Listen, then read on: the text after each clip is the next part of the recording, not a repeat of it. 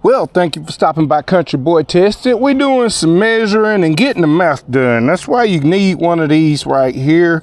Get you one of these books if you're going to build or if you plan to maintenance your own bike custom. You can do it all. Dream build, custom, hub, motor, controller, super e-bike, whatever you want to do. Everything is covered in here. Every problem you would run into, every problem before you have it. Get you a battery so you know how much your battery can power the type of motor you're going to be running. All of the math has been done on this. So if you understand this old saying, there's no need to reinvent the wheel, that's exactly correct in this case. Now I had one of my subscribers asked me to do a comparison on these two bikes right here, and I'm not being hard on you. I'm just explaining why that would be wrong to try to do that, because these are two different types of bike. I know they look the same because they both have because both of them have the dual wheel drive, but this is a 750 watt twin 750 watts. They max out at 1200, but you'll never hit 1200 because the controller in there is a 22 amp controller, which is why I'm going to have to change over the front tire on this, because that 48 volt system will not work running on this, the 3000 volt. And no, that's not the tire I'm gonna run. I just had my liner put in there and I had to press it in. Plus, I wanted to check the trueness of the rim, make sure everything was good to go. I didn't have to take it, get it trued. It wasn't bent during shipping or anything. Everything's ready. I got my 180 rotor on here. I went ahead and put the 180 millimeter rotor on here. We got the freewheel sprocket put on the other side. And I'm ordering the brakes for this right now. Did I pull the brakes out of here? See, this is the controller. You just really, what I'm doing now is I'm coming out, I've already checked my line to see where my line is going to end up on the bike. And what I'm looking for now is trying to figure out where I want to put my controller, so I'll know. Now I could put it right up here like that, so she get, and then put a braid, but I doubt I'm gonna do that. Then my lines are out on the side, and if the bike ever go down, the first thing it's gonna hit is rip my lines off. So more than likely we will be putting it right there. That looks good, don't it? I think it'll fit real good right in there. And this is going to be that was Bun Bun, if y'all trying to figure out what that was moving. Bun Bun likes to hang out by the bikes, but won't go riding on one. She fast. She said, I'm fast on my feet. So you do all your measuring and everything before you start turning the screwdriver. Now, the reason I want to do all this measuring and what I'm going to end up doing with the front, since this is a 3000 watt rear, I'm running that on a 72 volt system. So my 72 volt battery is going to go right here. I'm going to put a 52 volt battery up here and switch the front to a 52 volt system. And I'm going to run it on the Milad system. You can change the battery input on here from 48 to 52. So I'm going to put the front motor on a 52 volt. We're going to change it because it only has a 22 amp controller. Oh, that was the other thing. The reason why I can't do a good comparison between these two bikes. 1500 watt motors is twice the power of this one. Not only that one, this has a 22 amp controller. The most you can push through here is 1056 watts, which is why I can't use that motor and I can't use the system that it's running. So what we're gonna do, let's pull this one. You see that right there?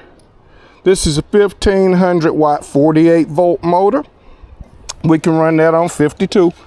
So what I'm gonna do is pull this. I had already sealed this back up. This is the one I had to put a new axle in. I got that from Move Can. It went on there. Oh, for people that thought you could bend aluminum back out, this was bent in shipping, this rim, which is why I can't use it. And if you can see that right there in the sun, that cracked. That's a crack. Let me show you from the other side. Right there, it cracked. That's aluminum. Aluminum does not bend, it cracked. If you put a tire on here and inflate it, that crack blows out. So this rim can't be used anymore, it's no good. But I can take this 1500 watt motor out of the center of that hub and I'm gonna put it in that hub. So this hub will be running a 1500 watt motor on 52 amps and I'm gonna run it on a 35 watt controller. That way it can actually keep up with the 3000 watt motor in the rear. Only time I'll ever use that is on the takeoff. Cause you know this motor here doesn't have the takeoff power that a geared hub motor does. So I'm gonna be running that 2000 watt geared hub motor because it can go up to 2000. We're gonna run it at 2000 when we're running it with this back one. I'm gonna peak it at 2000 and run that front. So I'll start off when I'm drag racing this bike. The front tire, I'm gonna actually engage the front tire first so it starts to pull, then hit the rear. So it's gonna almost be like staging the bike. It's gonna be a beast. I can't wait till I get done with it. But I'm gonna keep y'all informed and you can see how we're gonna be doing this, that, and the other. We got the 60 amp controller here. So right now I'm having to make sure I get the right battery. When you go to buy these batteries, you have to make sure that the battery that you are buying can give a continuous 60 amps. And there's a lot of 50 amp batteries. The BMS on that 50 amp battery will cut it off because this is a 60. This can run at 60 amps.